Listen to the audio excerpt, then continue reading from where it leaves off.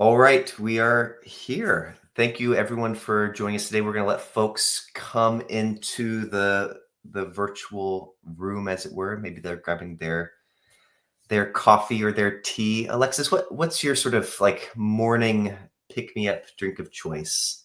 Oh, I'm I a don't know. coffee black person, but Yeah, I don't know if I should say this publicly, but I'm like a 6 shots of espresso in the oh morning wow, kind of person. But it keeps me friendly and gives me enough there you energy go. to manage all I was these about to things. say you're always ready to go, right? You have to be. Um, Exactly, exactly. Very cool. Well, we're going to let folks continue to join. We have people joining from LinkedIn, on YouTube, as well as just StreamYard directly. And so as folks are coming in, we'll just cover some of the like ground rules here. So we're going to be going through a number of different questions with Alexis here to get her thoughts on how you scale affiliate and influencer programs. But if you have your own questions, feel free to drop them in the comments. We'll go through them at the end if we have some time. So it's a couple minutes past. Maybe we'll give folks one more minute to join. Um, the main goal as we're doing these webinars and as you're tuning in, folks, if you have run programs before, we love to try to bring more folks in to get their opinions on how to scale and grow and manage affiliate programs, how to work within the digital landscape that we're working in these days, now that things are changing all of the time. So feel free to suggest folks reach out to us directly. We're going to go ahead and kick off.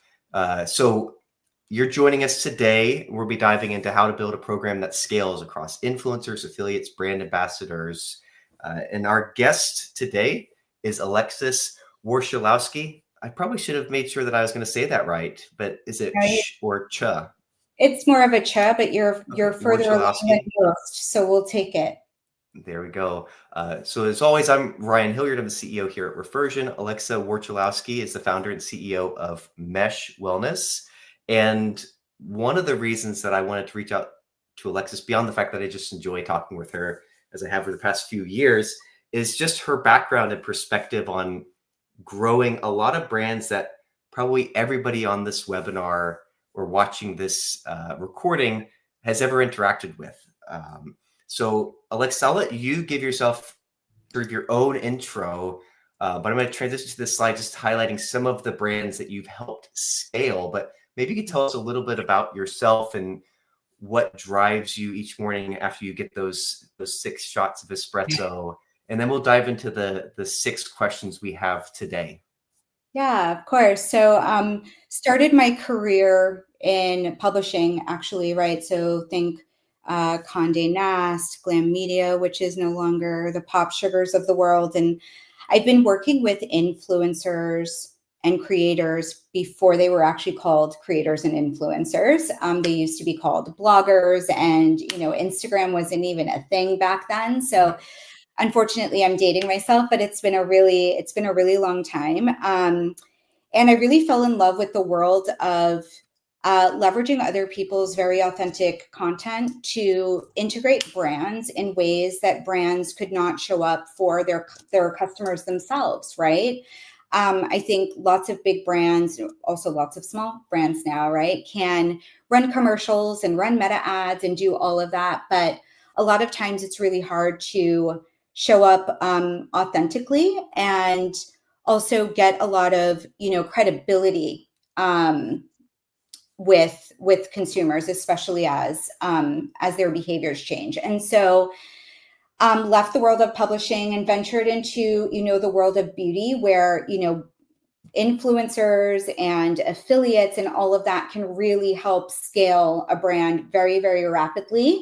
And worked everywhere from Elf Cosmetics to L'Oreal and Too Faced, and took everything that I learned in the world of beauty, which is really about creating emotional connection, and bringing it into the CPG space. So little company that we might have heard of called Liquid IV, Armra, et cetera, and really starting to kind of infuse that emotional connection into the category in ways, at the time that a lot of people hadn't really seen before. So I've been around the block and and back again, and have been through a lot of the changes and cycles of what it is to work with these creators. Awesome. And now you're doing your own thing as a brand. Do you want to touch briefly on Mesh Wellness? Not Yeah. that you wanted a commercial, but I give you a chance to have that commercial before we jump into Q&A.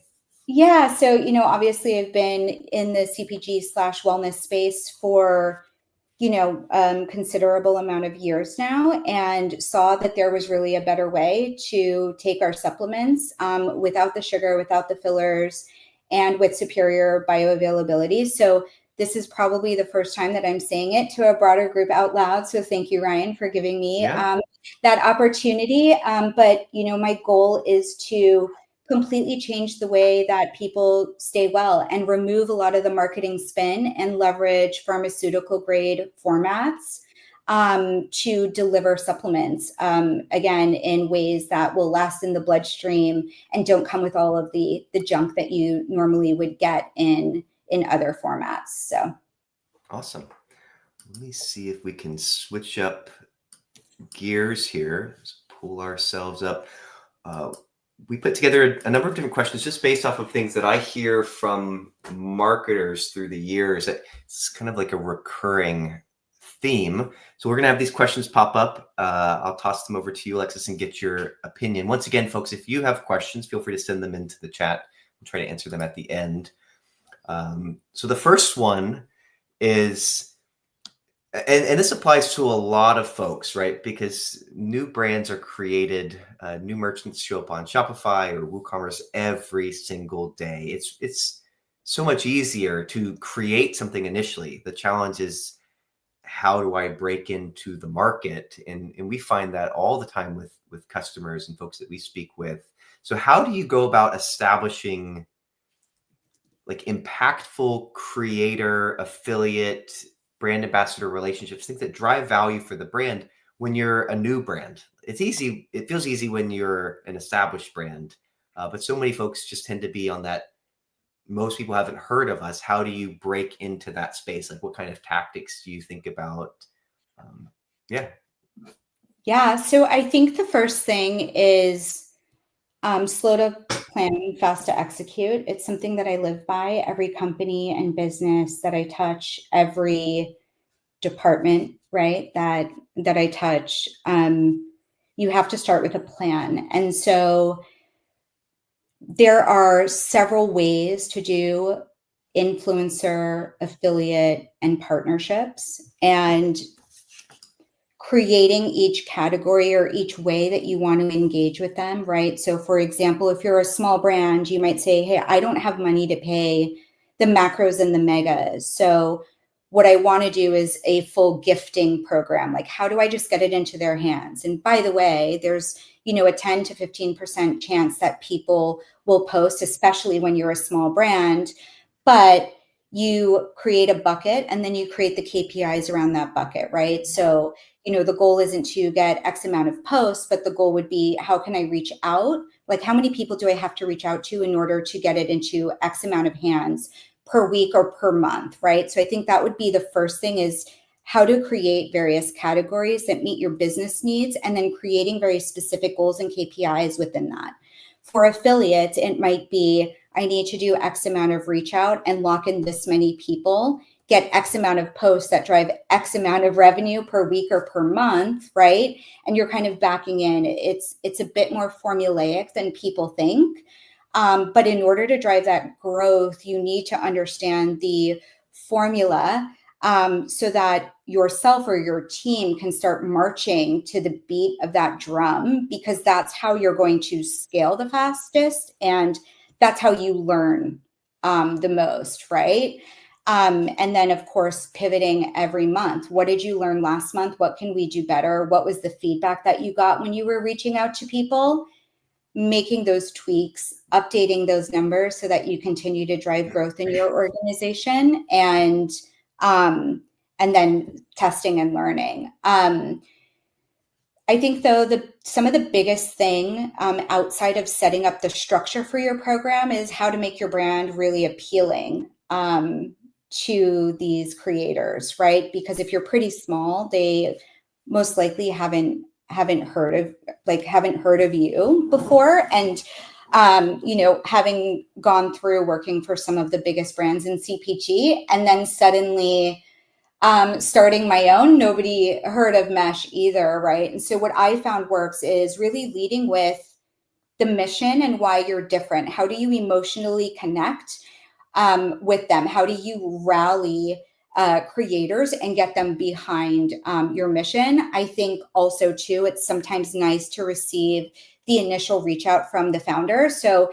if you can create, email sequences and or copy that can easily get dropped in, but you highlight a couple of lines that feel really personalized to the person that you're reaching out, right? So it's like, this is who I am and what we do. I saw that you recently got married and you're getting ready to go on your honeymoon. Jet lag could really be a thing. I have an amazing sleep product that's travel friendly you could love. Here's why I actually created the product and this company. So it shows that this is not something that's transactional. You're starting off on an emotional foot, and I've seen, 50% more likely to get a response even from some of the larger creators, because you showed a genuine interest in them and not just about pushing your brand. So it's like, it's plan, and then it's the how you do it that really takes it up a notch. Yeah, and I think it sort of gets to that, like Simon Sinek, start with why. Like, you build this brand for a reason, but then sometimes people drop that reason and they get really practical. Oh, it's better than this, it's better than that. But like, that why can resonate with affiliates and influencers that you're trying to reach out to, break through that noise of just offer product. It is what it is. So cool. Yeah. And you also don't want to get bounced directly to their manager or agent, right? So if you're coming off authentic and you're coming off in a way that's more about, hey, how do I connect with you as a human and not as a transaction to insert my brand? They are more likely to reply to you because you've acknowledged them as a human and not as a creator. And you're less likely to then get bounced to the management, right, where the fees immediately go up and your commission comes off the table, right? Like that's what you want to avoid, because you can't backpedal out of that. Yeah, absolutely. All right, so let's shift gears to the next question. You've done all of these things. You're starting one of these right now, but we talked about it a little bit yesterday. What's harder, like getting something going from zero? Is it, hey, we've gotten some traction now, how do we get scale out of this? Or is it, we have a scaled program, but I'm being told to make it more efficient? We're trying to increase the return that we're seeing here. We're trying to remove affiliates or remove influencers that aren't really producing a whole lot. What's trickier and why? I would say that the hardest thing is starting. It's a snowball effect, right? So, at Liquid IV, I had anywhere from, X amount of just like normal paid influencers posting about us a month, but we also had 17,000 active people in our network from an affiliate perspective. It took us, I would say, 6 to 8 months to get to that number. But the hardest part is actually starting. So it's, again, finding the right structure within your business, understanding what each of those structures is responsible for. If you can set the right KPI, then the team understands what they're working towards. And then it's about hitting the pavement and finding the people to bring into the programs. And you can, like, once you get that traction, so if I tell you have to reach out to 100 people a week and you have to gift at least 50% of those people, not everybody's going to get back to you in that week, right? So you're doing a lot of the reach out, and some of those people might get back to you week 2, and that box might go out week 3. But you've got a really solid structure of what your team needs to hit, right? But that's a snowball effect. And so, 50 box sends a week starts to turn into 75 because of that snowball of people replying, and you keep going. And the same thing goes for people who are accepting to be in your program or are posting. It takes time to create the content. It doesn't happen overnight, right? And so It's starting the program, being super clear about the strategy, really clear about the KPIs or the goals that you want within each category of creator and influencer. And then it's exercising a lot of patience to allow that snowball to roll down the hill and get larger and larger and larger. And what I can say is like it's completely worth it. The only hard thing about scaling is usually finding more hands to keep going if you're doing it correctly. And optimizing should be really easy if you've got the data in front of you and you're making sound decisions. But there's a lot of ways to kind of slice and dice the pie on the optimization side, depending on the goals of the brand. Okay. Do you ever, first starting, do you start more aggressive with the offer for partnerships just to get that, to feel that traction? Or is it more so we just stick with it? Like we know it takes time and like we don't need to do anything unnatural, like just keep on going. It will play itself out.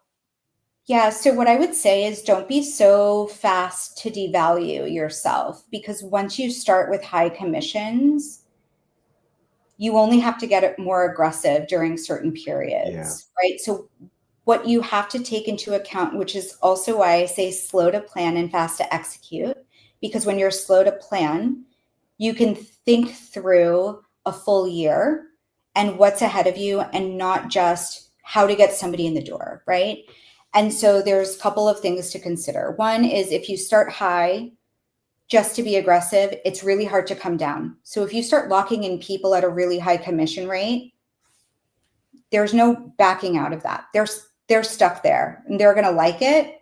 And you're eventually, the more revenue that they drive, you're not going to like it as much, right? The other thing is you don't want to scream desperation. That's the fastest way for a creator to run in the other direction, because they know that you need them more than, they need you, right? The other piece, though, is really thinking critically about your business and any other sales, because affiliates can be a massive, massive contribution channel to your revenue. And so, for example, if you're starting with 10, you need to leave enough room where when you hit a Black Friday period, you hit your anniversary sale, or you're doing a new launch and you want to get this group of affiliates involved, you can say, hey, we're going to go and double your commission during Black Friday. You're incentivizing them to talk more during really like peak periods for your business throughout the year. You need to leave room for yourself, right? To go up when necessary and then come back down. And just the other thing I would say is that influencers and creators talk a lot.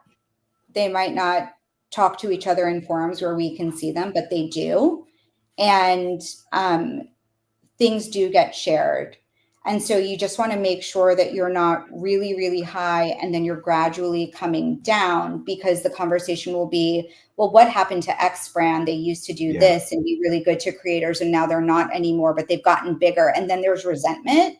And it's, a fast way to get canceled when you want to start gifting again and stuff like that. So, start low, understand how much you can push, and increase when you feel like you have to, because you're getting people that are saying no, but really be thoughtful about the rest of the year. Yeah. And that makes a lot of sense. So maybe the answer is everything, but some specifics just from what you're seeing, how are things changing just in the past, 2, 3, 5 years in the world of influencers and creators and affiliates? Maybe more practically with them. I mean, at a high level, I've seen it where there's a bit more of a priority on driving some performance from these relationships and not just expensive integration that leads to branding value. And like, we'll come back to it later. Like that doesn't happen as much. It becomes much more of we need to see some defined value. But what about just in general, how are things changing in the world of influencers when it comes to formats and channels and how they work with people in general? What are you seeing on your end? Yeah, I think the biggest change that I'm seeing is in the algorithms across Instagram and TikTok. When they spot an ad, they're not serving those impressions the way that they used to. I think influencers have also been hit with lower reach and things of that nature, the same way that brands organic social, right, has taken a hit as well. Same thing on TikTok. And so the biggest shift that I'm seeing is how do we get out of only pushing the code and making things feel like a commercial? How do you integrate authentically into their content so that people almost don't realize that it's an ad? And it's less about serving the code because, if it's a story, it's going away. And if it's on TikTok, it might Yeah. not get the views, right? And nobody's leaving TikTok. I think it's more about consumer behavior, right, than what's changing in the influencer space. Nobody's going to leave TikTok to use a code.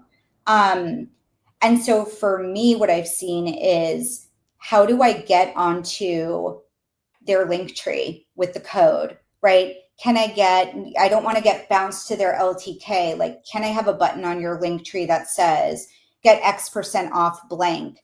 And then just allow them to continue to talk about your brand over and over and over and Mhm. over again as much as they want, because when they do that, they win when they drive those sales, and so do you. And so removing those restrictions, I think it gives them more comfort because they know their content can't go as Yeah. far, which is why all the flat rates are going up, right? Because Yeah. they've got to make up for all the things that they can't do like they used to because of these algorithms. So it's more about the ongoing than like this giant drop. You're spending a bunch of cash and doing it in a way where people are going to shop, right? Yeah. I thought you mentioned something interesting the other day around um, becoming like almost as a brand, becoming almost a follower of the influencer themselves and trying to figure like what's going on in their life and how can I sort of fit in as a piece of this so that's Mhm. natural instead of uh, lifestyle post. Here's the person holding a product. All of their followers are just going to skip over that, but just trying to become more embedded. I don't know if you touched more on that, but I thought that idea of brands becoming the follower as well. Like, I think that this is the person I want to work with. What's going on with them? How do I kind of wedge myself in more naturally than Mhm. you're just, promote my product? Exactly. And I think that the biggest takeaway, it's like it's not always about you. As much as we'd love to do that as marketers and brands, right? Like it's not always about pushing your product. And I think it's having a lot of respect for the way that influencers and creators create. That's their craft. That's also why you've called them, right? So I think it's like it's removing the script. Of course, understanding that there might be regulatory things and the do's and don'ts, but I think that shift is actually more from a marketer's perspective, right? And how we need to change in terms of how we are leveraging this channel to advertise for sure. Yeah, that was a good segue. Any other things that you think even just like practically that are beginning to impact marketers as marketers are pushing to drive this channel further? Hey, we need to invest more time and money into shipping out gifts and products and treating affiliate as not just a influencer as like a nice to have, like sort of one-off channel that maybe doesn't make, but it becomes a part of the overall business plan. Are there other things that are impacting marketers and how they go about this that you would highlight? Yeah, I think that's kind of where becoming the follower comes in, right? You have to come out of pushing brand, brand, brand. This is not the opportunity to create a commercial, right? Or have them say a specific script. You need to really become the follower. And so what that means is the creator slash influencer comes first. You have to allow them to be themselves. That's how you're actually going to get the biggest response from their audience, is when they feel like they're remaining authentic and they actually love your product, right? Yeah. And then behind them, you've got two lanes. You've got the consumers, which you should always have your eye on because it's not, again, not just about you. And then next to that, you have your brand. And so it's about following, allowing the influencer to lead, following where they're going, and then understand the consumer alongside of you in the next lane. How are they shifting lanes? How are their behaviors changing? Your job is not to lead just because you have a brand. Your job is to follow the people where they're going, because that allows your brand to get there faster than any other brand behind you, because they're waiting for a report and they're waiting for the data. So you have to become part of that day-to-day. You have to move with the customers. You have to start to spot those trends with influencers. And I think the other thing is, don't be transactional. It's really normal for us to work with agencies and it's like, this is the goal, this is what you're spending, and this is what I want back. And I get that. But when you're creating an internal system, right, to grow this program, you have to stop selling your product. You're selling an ideal, a dream, and a mission to these creators. You have to emotionally connect with them. And they don't care about your goal. You have to make it about them. So understand that there's an investment in time that comes along with that, where you might reach out not for a refill, but it's like, hey, I saw that you had a baby, right? Like, we found your registry and we're sending you X, Y, and Z. That creator will talk about you until the day they die, because you went out of your way to treat them like a human. And it's those investments that triple the return over time. And so stepping out of that very like transactional method of doing things is incredibly important. Okay. I think in not this next question, but the one afterwards, we'll dive a little bit into like logistically, how do teams do that at scale? Like what, like resource management, and how do you get more from your influencer teams? Before we get there, I think we've alluded to this, but a lot of times merchants just think, I just need like the one big perfect partnership and it will be great and people will remember us forever. And like that's still a mindset that people have. And sometimes those bigger partnerships can carry a lot of weight, but like in terms of building a program that can scale and can last, do you prioritize that breadth of reach across the board, or you think let's find some strategic partners that maybe are very aligned, but we're going to focus in a couple of areas, or we're going to try to go wide? What's the sort of like initial typical go-to-market strategy that you think about? I think it almost goes back to the first point I made about planning, because not all influencers go into the same bucket. And so I think that there also needs to be an understanding from leadership that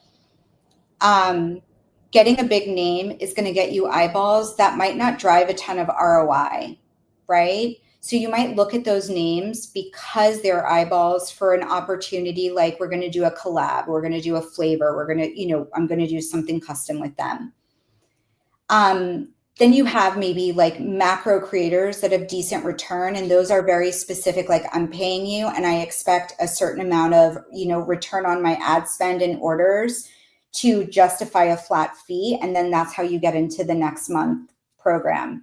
And then the other part of that is, how do I create a really large network of much smaller partners that can be always on? And because they're an affiliate, they're going to want to post all the time. They're going to want to talk about the brand more.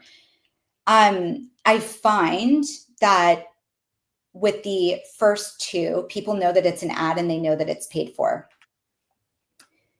With the last, where you're building a very large network of these affiliates, because they're always talking about you, it feels more natural. That's actually how you build trust with the actual consumer. Yeah. And the other piece to remember is that your volume of views shouldn't be concentrated in a moment in time if you really want to build a business and have this drive true revenue. And so what I mean by that is you cannot plan for virality, but the goal would be to get a large volume of views over a steady period of time to give the consumer the perception that your brand is actually much bigger than it is and that real people are using you, right? And it's the small creators that love you. And then you get, of course, like these other pops. If you've got that kind of a budget, that's great. But in an attention economy, the biggest thing to remember is that you can go for somebody big. If you want to spend millions of dollars to have your buzz last for 48 hours, because after 2 days, nobody's talking about it. They're on to the next thing because there's another brand doing the same thing, right? And so I look at this large network as a really solid foundation for the brand and to make sure that your brand remains relevant. And then these other larger spends, I call them brand pops. You can do them each quarter and they give you that like cool factor, right? But if you're only doing one, like if you're only doing the big guys, you just become the brand that spends money to get people to talk about them, and then nobody believes in you. Yeah, and it's sort of like in content marketing for a while. It's like, oh, I could post something to what was there's a publishing site that like you get this surge of traffic, but then it would go away. And it's much more about like if you want to have a brand voice, like in SEO, you're always like you just continue to put out relevant, useful content over time on your own site, and you build up that domain authority. You can't just chase like, oh, I got a bunch of sessions and a bunch of traffic to my site, and now the next day it's gone, and now I need to get it back again. Yeah, you can't be clickbait, you know? Yeah. You can't be like the TMZ of brands, right? Because then you start chasing that. That's juicing your business, and then you have nothing to really fall back on. Yeah, and it could be really painful, in particular for if you think about your purchase like consideration cycle. If you sell a really, really inexpensive phone case, you might see direct sales from pops and it's fine. But if you have any bit of a considered purchase, even if it's pots and pans, like just this is a lifetime or a 5-year, 10-year purchase, showing up in front of somebody over the course of a day or two, like they might even just move on and completely forget because you're not really behaving how they're thinking about the purchase anyway. And so you kind of have to reconcile what is the typical user behavior for our purchase, unless you're giving away something for free, in which case then probably all bets are off. Totally. All right, so this is our final question. If anybody has any questions, you guys can leave them in the comments. But for Alexis, where do marketers and teams, like how do you see them underinvest when it comes to building up this brand or building out these programs? I see it all the time where it's just, we're really going to do this. And then after a month, it's like, well, it just doesn't work. Or the results are what we thought they were, or like we're not making any money, or we're not getting any sales volume. What do you typically see when you step into organizations, either consulting or as an employee, or even if you're with your own business, where it's like, this is what's missing and everybody always does this, and this is how we need to correct it? Are there sort of like common ailments that plague these teams? Yeah, I think the first one is rigor. Again, I just go back to planning. Not every influencer goes into the same bucket. It's really, really important that people understand that, because if not everybody's expectations are aligned, then it's really easy to deem a program a failure. And so understanding what size of influencers or, the types of programs that you want to build, it's really important that happens. And the rigor is really around the numbers, the tracking, and making sure that the teams know exactly what they need to be doing every single week in order to create that snowball much faster. So I think that's the first part.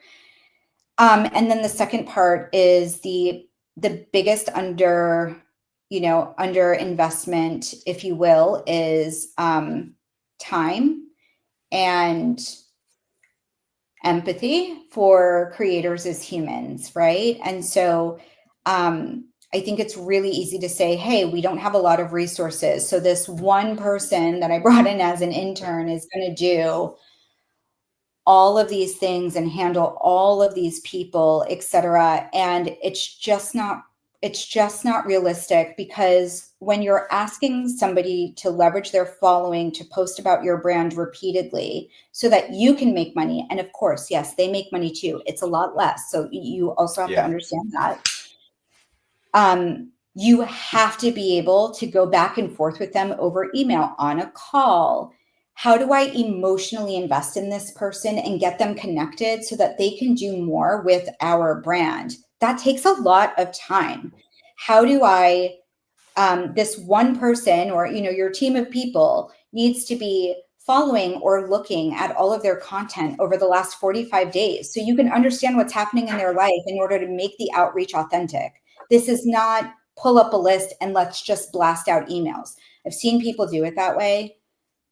It's not always successful. It allows your competitors to come in and eat your lunch and take your influencers, because nobody's emotionally connected. Everything is transactional, and it takes you a long time to get there.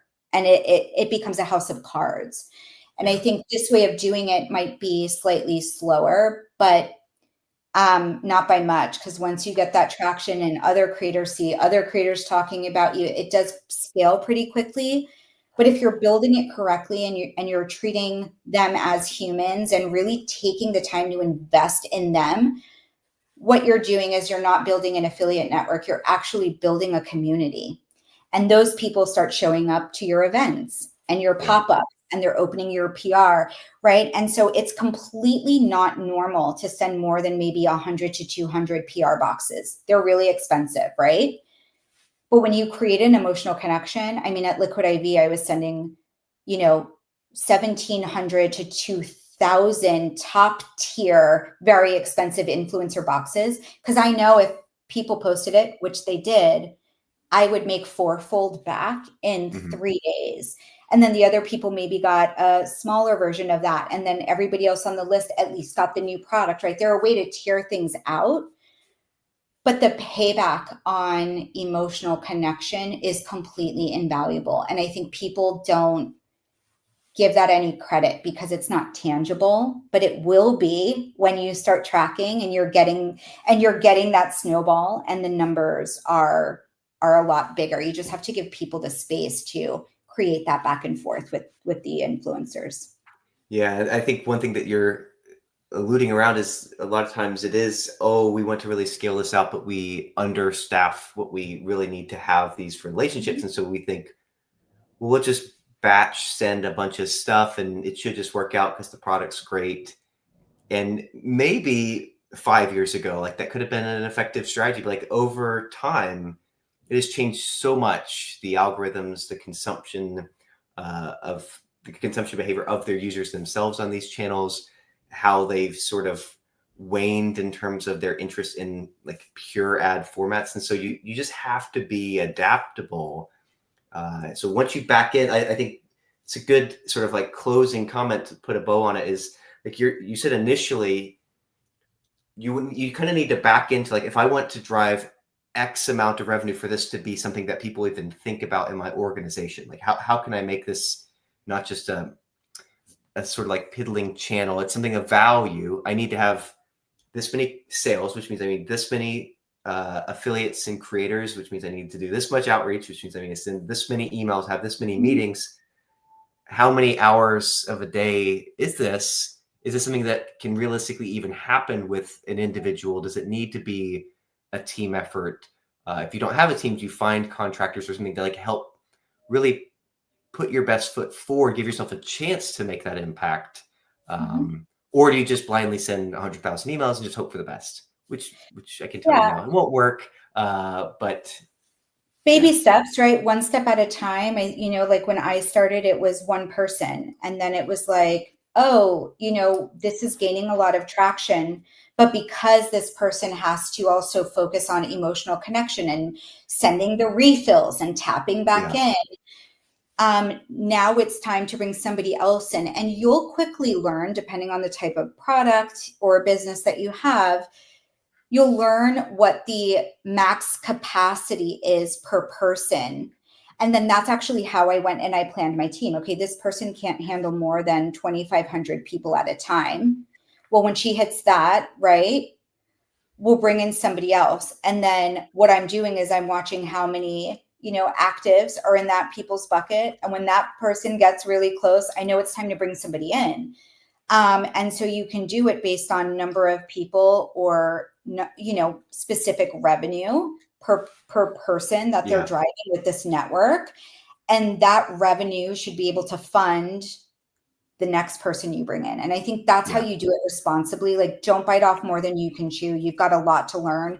Do it with one person, do it with a contractor, dip your toe into the water, and then go build from there. As your program grows, your team should grow.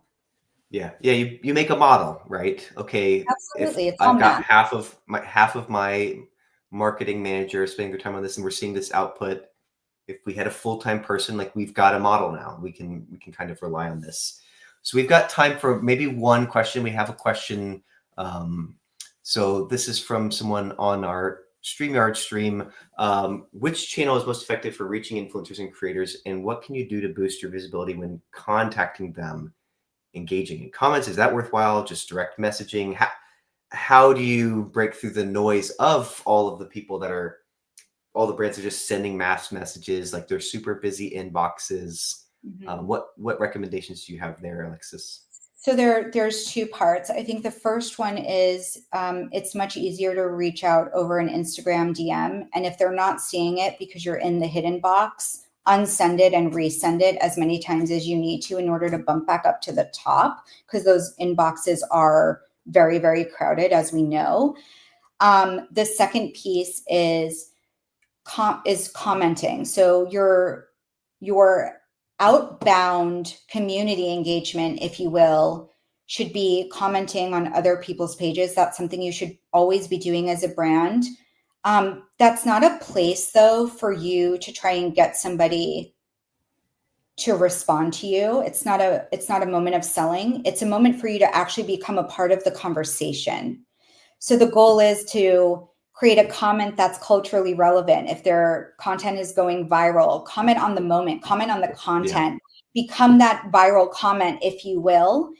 They'll reply back, at which case you can be like, we'd love to work with you. We'll shoot you a DM now. And then they'll look at it. But like, you have to lead the horses to water, but don't attempt to drown them. And you also don't want to be the brand that is in everybody's comments just trying to get them to respond, because again, that it just leaves a little bit of desperation. So you have to be tactical. It's like, if you wouldn't do it in a room filled with humans where you're trying to network, I probably wouldn't do it on digital platforms either. That's just like how I like to think of it. If you wouldn't do it IRL, I might not do it digitally either. Yeah, it goes back to like maybe the main value that you should measure it by is like, I'm just trying to provide a relevant comment and plant a seed, and maybe it becomes something else, but it can't be so overtly commercial where it's like you're going and hitting everybody up in the same exact way. It goes back to that sort of like following the influencer that you had mentioned before. That's right. Well, cool. Well, we're right at 1:45 Eastern, so we're going to go ahead and wrap up today. But I wanted to thank you, Alexis, for the time again. It's always great hearing from you. Looking forward to seeing Mesh Wellness as it continues to take off. Congratulations on that venture. Thank you, everybody, for joining us today. We'll send along a recording of this session. And of course, you can see it on LinkedIn. You can see it on YouTube. And stay tuned for the next one. But we won't see most folks next week because of Thanksgiving. So have a wonderful Thanksgiving period. And yeah, happy holidays, everybody. Talk to you soon. Yeah. Thank you, guys. Bye. Bye.